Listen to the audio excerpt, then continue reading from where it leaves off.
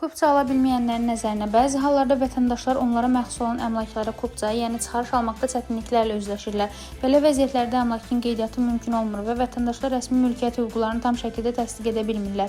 Vəkil Amid Əsgərov açıqlamasında bildirib ki, daşınmaz əmlak üzərində hüquqların əmələ gəlməsinin, başqasına keçməsinin, məhdudlaşdırılmasının və xitam verilməsinin dövlət qeydiyyatı üçün əsaslar, daşınmaz əmlakın dövlət reyestri haqqında qanunun 8-ci maddəsində qeyd edilib. Çıxarış daşınmaz əmlak üzərində mülkiyyət hüquqlarının dövlət qeydiyyatına alınmasını təsdiq edən sənəddir.